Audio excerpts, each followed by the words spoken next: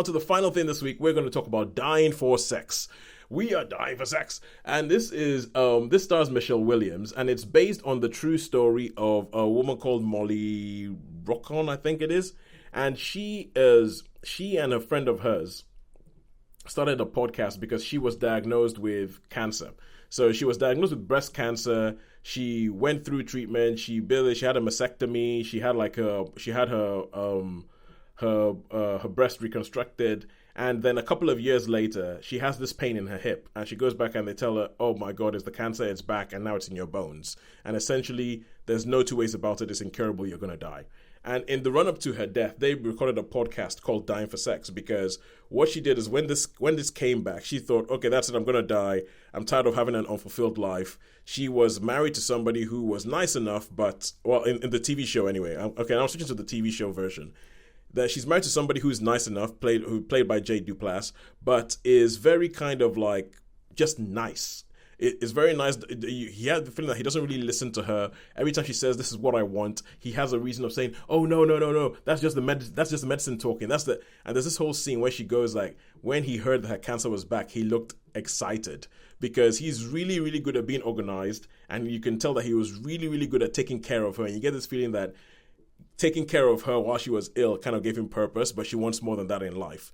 And she decides that, well, apologies, Sharon. She decides, look, I've never had an orgasm, and that's what I want to do before I die. And so she goes off, leaves her husband, but she stays on his insurance because she needs the treatment and everything. And then the show, and it just sort of like, it chronicles her just going on all these sort of sexual escapades because she's just trying to get all these things done before she dies.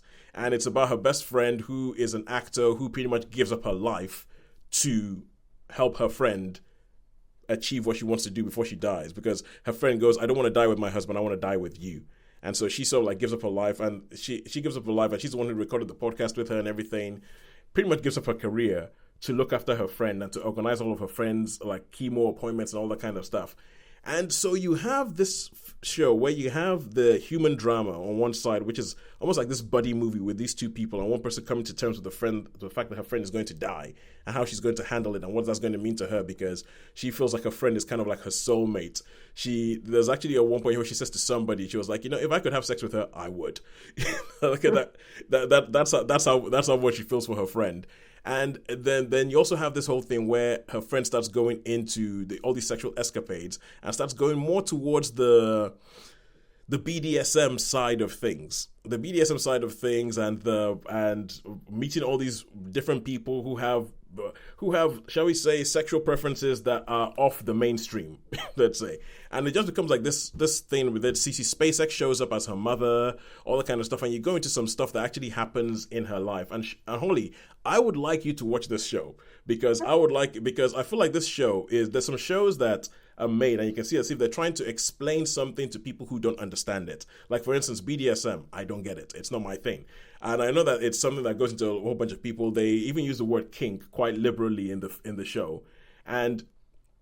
But there's a whole bunch of things in there that I feel like I'm not connecting to. I'm like, if you're trying to have a conversation with me and you're trying to explain something to me to understand why this means so much to her, I'm not getting it. I'm not getting it. There's one particular scene where it's supposed to be like a breakthrough for her, because in addition to the sex stuff, she has some mental baggage because of some abuse she suffered as a child, which I will not go into here. Watch the show, find out what it is.